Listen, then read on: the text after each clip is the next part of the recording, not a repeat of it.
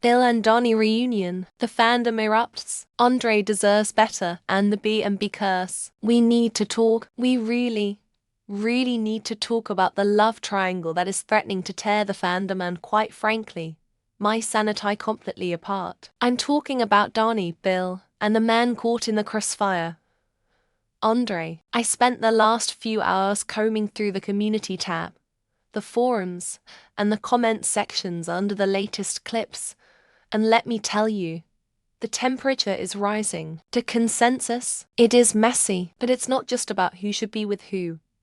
You guys are bringing up incredible points about character psychology, the good man trope, and even fears that Beyond the Gates is going to turn into the bold and the beautiful 2.0. So, let's break down the Bill versus Andre war, dissect Dani's spiraling behavior, and analyze some spicy comments from our community members like Willetta, Pamela, and Sanford Deshields J. Let's get into it. First off, I have to start with the overwhelming sentiment I'm seeing, which is pure, unadulterated heartbreak for Andre. We have a comment here from Willetta Proctor. Shout out to you.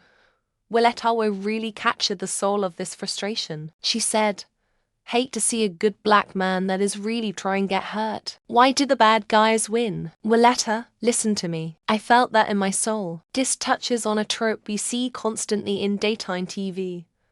But it hits harder here because Andre has been portrayed as such a genuine, stable force. Doreen James replied to that saying, "That's sad, but that goes on in real life." And Anjanette Davis agreed, saying, "Don't put them back together." Let's unpack the psychology here. Why do the writers insist on punishing the good man? Andre represents safety. He represents a love that is patient and kind. But in the soap world, stability is often code for boring in the eyes of the writer's room. And that is a tragedy. When Willetta asks why do the bad guys win, she's highlighting a moral fatigue in the audience. We are tired of seeing characters who lie, cheat, and manipulate looking at you. Bill get the prize, while the character doing everything right gets the rug pulled out from under them. Maria Mendez and Shirley Cross are in the comments screaming, "It's so sad. Andre really loves her, and let Dani and Andre stay together." And I agree. But here is my theory on why this is happening. The writers are setting Andre up for a massive character shift. You don't break a good man's heart like this without consequences. My prediction, if Dani leaves him for Bill, we aren't going to see sad Andre. We are going to see scorched earth Andre. A man who has nothing left to lose is the most dangerous character on the board. So, while we hate seeing him hurt now, this might be the villain origin story, or at least the ruthless corporate shark origin story we didn't know we needed. Now, let's pivot to the woman at the center of this storm. Dani. The disappointment in the fandom is palpable. Betty Jackson said it simply, "I am so disappointed in Dani SMH." Betty, you are not alone. But here is where things get super interesting. We have to separate the art from the artist. But sometimes the artist gives us the best tea. Sanford Deshields J dropped a massive bombshell in the comments reminding us of a recent livestream. They wrote, "Did you see Karla's live where she says Dani's not Karla and Karla's not Dani, and Dani makes her as anxious as she makes us? Stop everything. This is crucial context." Karla Mosley, the phenomenal actress playing Dani, is literally telling us, "Hey, I'm stressing out too." When an actor admits that their character's decisions are making them anxious, it confirms that this isn't bad writing where the character is accidentally annoying. No. This is intentional character flaw design. Sanford Deshields points out the irony. Even Karla doesn't agree with Dani's choices. This leads me to a psychological profile of Dani. Why does she self-sabotage? Andre is the healthy choice. Andre is the vegetables and the vitamins. Bill is the deep-fried candy bar wrapped in a red flag. Dani is clearly addicted to the chaos. She is chasing the dopamine hit of the forbiddance, masking it as destiny. It's a classic case of a character who doesn't believe they deserve peace, so they blow up their life the second things get too quiet. It's frustrating to watch.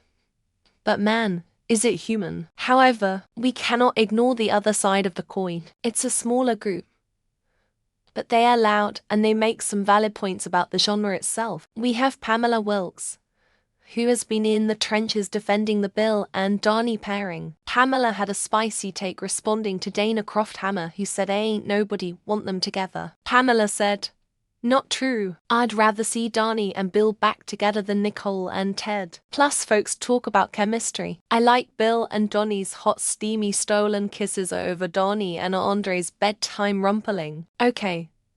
Let's pause and respect the honesty. Pamela is prioritizing the core engine of soap operas. Heat, chemistry, the forbiddance. She's arguing that Andre and Dani are sweet, lack that visceral, electric spark that Bill and Dani have. She later added, "Dani can't stay away from Bill. I like Bill and Donnie's steamy forbidden scenes together. And look, Pamela brings up a huge plot point that everyone is forgetting because we are so focused on the cheating." She mentioned, "I'm curious about the outcome when Dani find out Hailey's been trying to kill Bill. LOL, big, tough Bill." This is the game changer theory I want to propose. Right now, Bill looks like the villain for pursuing a married woman or a taken woman. But Pamela is right, Hailey is actually dangerous. Like, criminally dangerous. My theory, the writers are making us hate Bill right now, so that when the truth about Hailey comes out that she's actively trying to harm him, the audience swings back to sympathizing with him. It's a classic manipulation tactic by the writers. Imagine the scene. Dani is guilty about cheating.